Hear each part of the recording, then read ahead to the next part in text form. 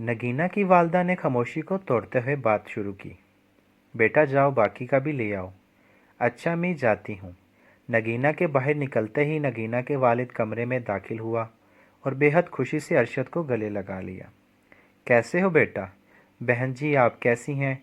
नगीना के वालिद ने अरशद की वालदा से हाल अहवाल पूछा।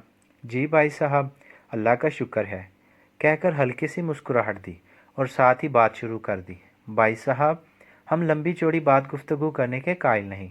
मुझे आपकी बेटी को अपनी बहू बनाना है और हम हाथ मांगने आए हैं। मुझे आपकी बेटी बहुत पसंद है। जुबैदा ना चाहते हुए भी बेटे की ज़िद और ख़ुद की मजबूरी की वजह से आमादा हुई थी। जुबैदा का मानना था कि अगर बहू आ गई तो अरशद मुझसे ज़्यादा दूर हो जाएगा। जुबैदा गुस्से की भी तेज़ थी। ये बात सुनकर नगीना के वालिदैन एक दूसरे की तरफ देखने लगे और कुछ लम्हा खामोशी के बाद नगीना की वालदा ने जवाब देना शुरू किया। जुबैदा बहन, कौन नहीं चाहता कि हम अपनी बेटी की शादी ना करें, मगर हम डरे हुए हैं कि लोग क्या कहेंगे।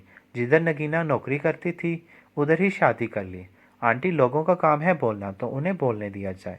मुझे एक बात का जवाब दें, जब तक आप अपने पुराने घर में थे आपके तमाम रिश्तेदारों में से किसी ने भी आपका साथ दिया? अरशद ने नगीना के वालिदैन से बात करना शुरू की। वो बात ठीक है बेटा, मगर हम इज़्ज़तदार लोग हैं। हमने वो दिन भी देखे हैं जिनका आप सोच भी नहीं सकते। आंटी, मैं सारे हालात से वाकिफ़ हूँ, आप छोड़ दे बाकी। जुबैदा, अरे बाजी, आप ख्वामोखा परेशान हो रही हैं। हम सेट कर लेंगे, आप बस हाँ कर दें। हमने अपनी बेटी से भी इसकी मर्ज़ी जाननी है, तब ही जवाब दे पाएंगे। अब नगीना के वालिदैन कदरे फ़िक्रमंद हो चुके थे। अच्छा अब इजाज़त दें, मुझे किसी काम के सिलसिले में जाना है। बेटा शाम का खाना खाकर जाना ना, नगीना के वालिद आए हुए मेहमानों से कह रहे थे। क्यों नहीं अंकल, फिर कभी चक्कर लगाएंगे और अगली दफ़ा मिठाई का डब्बा भी लाएंगे। तमाम अफराद इसी वक्त खुश थे। यह सब बातें नगीना दरवाजे पे खड़ी कान लगाकर सुन रही थी। नगीना के दिल में लड्डू फूट रहे थे। आखिरकार उसकी मोहब्बत उसे मिलने जा रही थी, मगर अब अरशद के सामने वो खुली किताब बन चुकी थी। नगीना इस हवाले से थोड़ी परेशान थी। जैसे ही अरशद और जुबैदा बाहर निकले, नगीना साइड पर हो गई।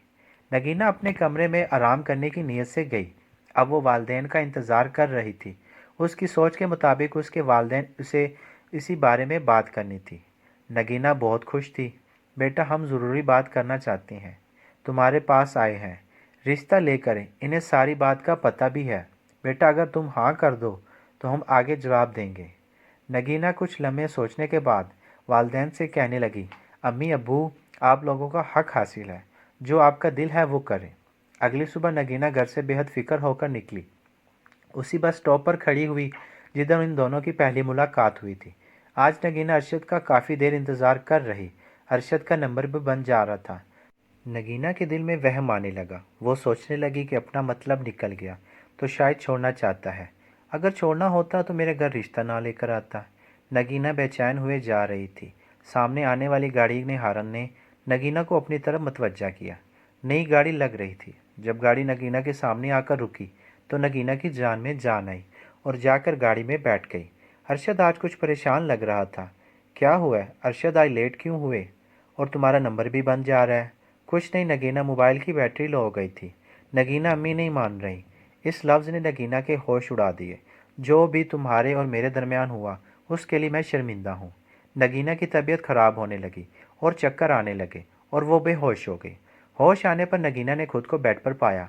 अपने सर पर हाथ रखे हुए अरशद की तरफ देखा और जब याद आ गया अब कैसी हो, अरशद नहायत ही परेशानी की आलम में नगीना के हाथ अपने हाथ में थामता हुआ नगीना की तरफ देख रहा था। नगीना ने अपना हाथ उसके हाथ से छुड़वाते हुए नागवार नज़रों से अरशद को देखकर मुंह फेर लिया। आपने जो करना था कर लिया, जाएं, अब मुझे अपनी ज़िंदगी जी लेने दें। नगीना सख्त परेशान थी। वो ऐसा सोच भी नहीं सकती थी कि अरशद की अम्मा इनकार करेगी। अब अरशद ने नगीना को मुतमईन कर दिया था कि शादी मैं सिर्फ तुम ही से करूँगा। अच्छा बाबा, गुस्सा ख़त्म करो, कहाँ ना जाएं आप। नगीना अरशद पर बरस पड़ी। मुझे नहीं पता था आप मुझे इस्तेमाल कर रहे हैं, वरना इतना करीब ना आती। मुझे अकेला छोड़ दें। नगीना की आंखों में आंसू जारी हो गए। अरशद नगीना के आंसू साफ कर रहा था। नगीना, मैं तुमसे मजाक किया। अम्मी जी मान गई हैं और 2 माह तक हमारी शादी के लिए रजामंद हो चुकी हैं। अरशद अपनी बात की वजाहत कर रहा था। آپ مجھے آزما رہے تھے؟ عرشا مجھے کبھی سوچ بھی نہیں سکتی، میری حالت آپ دیکھ رہی ہیں، آپ کے اس مذاق نے مجھے موت کے منہ میں لا کھڑا کر دیا۔ اچھا بابا آپ چپ کرو۔ مذاق کیا تھا؟ عرشا نے نگینہ کو سہارا دیتے ہوئے تکیے سے ٹیک لگا کر سیدھا کیا۔ عرشا شاید آج سے پہلے اتنا پریشان نہ ہوا تھا۔ سوری، آپ کا دل دکھایا۔ نگینہ کا غصہ کچھ ٹھنڈا ہو چکا تھا۔